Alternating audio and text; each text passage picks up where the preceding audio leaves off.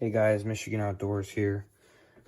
Today I'm gonna be showing you a video between two different guns, and one of the guns is using two different types of ammo for backyard hunting with break barrels. Now I have this, which is a 30 caliber Predator Polymag 44.75 grain out of the Hotson 135 QE. That'll be getting around 590 FPS with those pellets. And then I'll be doing a test between this 3.5 grain 177 alloy pellet and 8 grain flat nose pellet, also 177, out of this Hotson Supercharger 25. Now, out of this Hotson Supercharger 25, those lead pellets will be getting around 700 feet per second. And with the alloy pellets, it's probably around 900 to 1,000. So it's really a test between size, speed, and mass, you know. Those are just the guns I use, and I just decided why not do a little test. I'd like to point out that I apologize. There are quite a lot of cuts in this video, because I originally intended it for sending over Apple iMessage. So I took segments, but I tried to cut all that stuff out that I was talking about. So hope you enjoy it.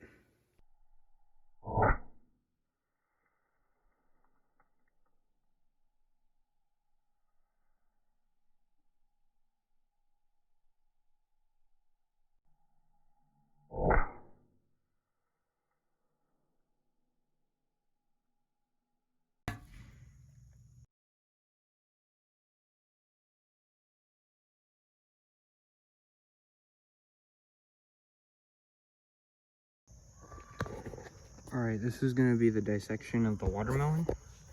I have this old table here, and I shot this watermelon with two different guns.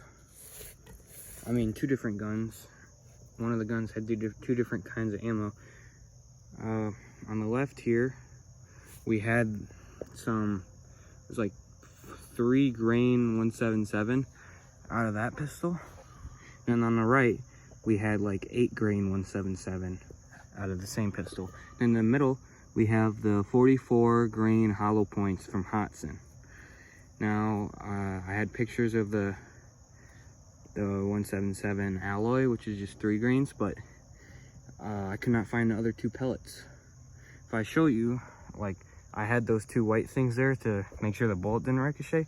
That white thing has a huge dent in it, from what I assume is the 30 cal. It's like a quarter-sized dent, but the 30 cal is not in it, and I looked in the grass, I didn't find it.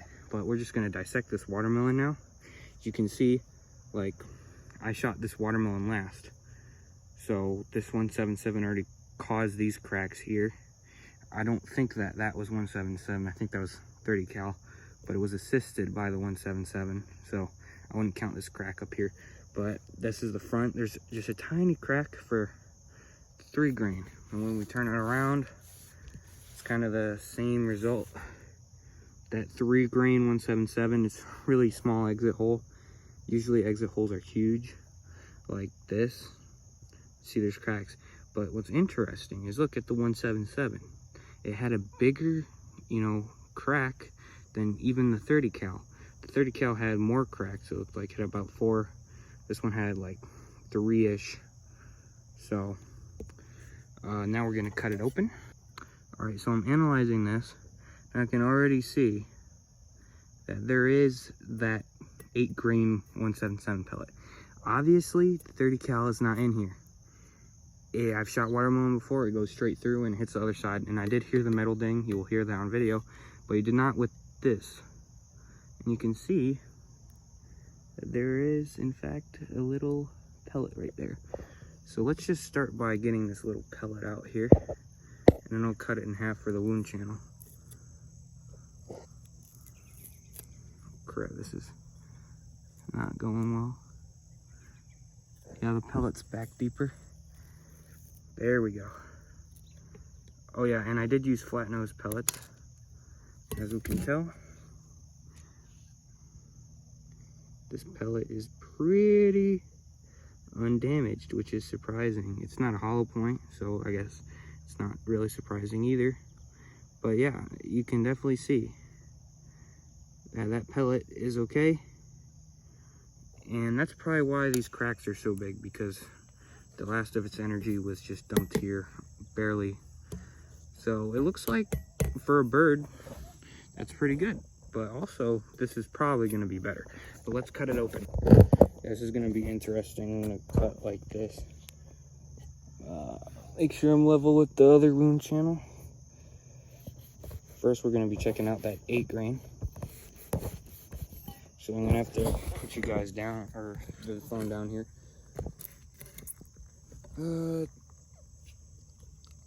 It looks like it's, I'll measure it later, but it's probably about 8-inch penetration.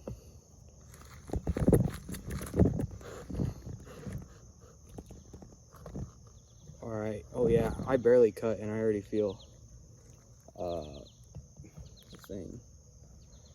the wound channel. Alright, and now I'm gonna cut 30 cal wound channel.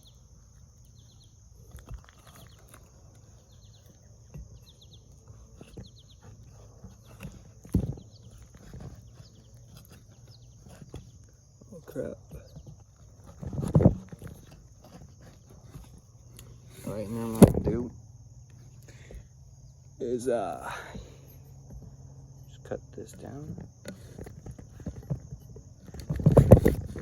Some dragonfly trying to attack me. Some big bug. It's always nice.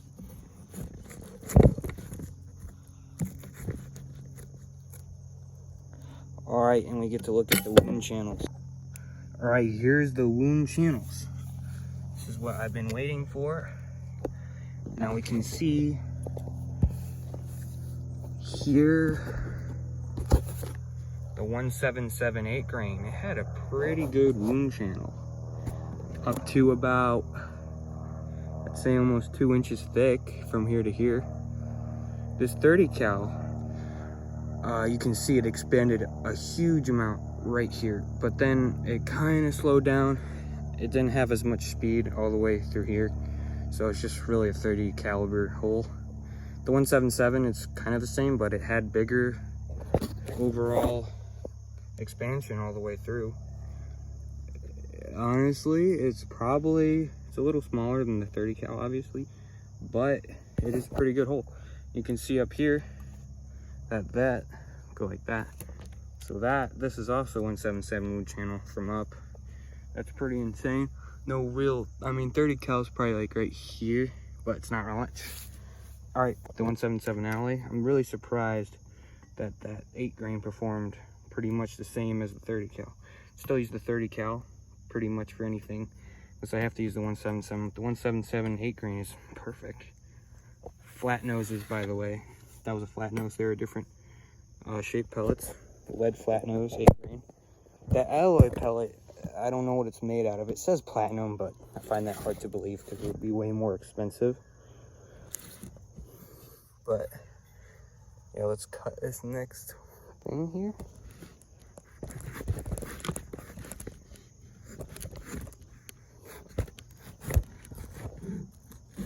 Oh crap, cut kind of got messed up. All right, there we go. Oh, and I am quite surprised by this one. Quite surprised, and we can see the wound pretty clearly here. I'll put it in. This is the entrance of that super fast one. So you can see speed, it didn't move it much, but what it did do is that wound channel was huge. There's not much on the top. I mean, it's a decent amount in the start, but the finish, there's not really too much. Most of the finish, so like, this would probably be ideal for birds, for killing birds. Because look at that expansion. I mean, this is just a watermelon too, but I can't believe that. It probably will mimic guts and flesh pretty well. Not muscle, but fats and guts, it'll do pretty well. Very small exit, very small entrance. But once you get past that, like, it's huge down here. Like, my whole finger can fit in that. My whole thumb, you know, goes easily within this. I'll measure this. I'll put a measuring tape over all of these at the end of this. But this is crazy. You can even see that it's probably better than the 8 grain just because that speed, it just tumbles, does crazy stuff, which causes bigger holes, you know? So that 177 3 grain, I don't think it would have gone much farther, and that's pretty obvious because you can see that it started really slowing down here. And when something that has like no mass, like that 3 grain, starts to slow down, it's just gonna stop almost immediately. And the dent on that metal thing back there, the paint was just scratched off. Well, it wasn't even scratched off, it just got like you know, broken off, and it was still there. But the 30 cal left probably about like a less than a 1/4 inch dent in it, which is pretty big still, but it's expected because it doesn't have speed, but it will continue through no matter what. Of me measuring, so I can see that it was right with that 8-inch estimate. You can tell that is, well, it's 7 inches, but so the 8 grain pellet will pretty much go through exactly 6.5 inches. 30 cal is unknown, so I'll just leave it at that because it went through pretty easily. This one, it probably went through, says the watermelon's 7, however it probably would only been about 8. If I had another inch of watermelon, I bet it would have stopped. Now the wound channels, I guess, I won't really measure the top one wound channels because they were pretty much the same. Like the top half, you see here, top.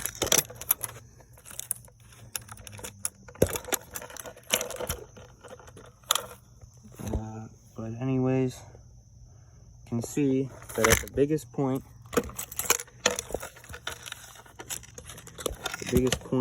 of the alloy pellet, it's probably about an inch, a little less than an inch. Measure that 30 cal is biggest. We don't know because the wound channel is conflicted. The 30 cal's biggest is probably like exactly an inch, a little over. The 177 is biggest. Just by looking at the wall here, the 8 grain 177 is probably about a little over an inch. So you can definitely tell that for smaller game, the smaller gun is better because it will dump all of its energy. That 30 cal, that would be good for coyote, raccoon, maybe even a deer. But yeah, this is a pretty interesting test. Very fun test. I also like to point out is this is so smooth, that speedy one, compared to the slower ones. Like this speedy one can get up to like something like, I think it's either 800 or 1,000 feet per second. It's either this is 800 and this is 1,000, or this is 800 and like this is 700 or something. I'd imagine that 1,000 and 800, and then 30 cal is 590 feet per second. So yeah, that was pretty interesting. See you later.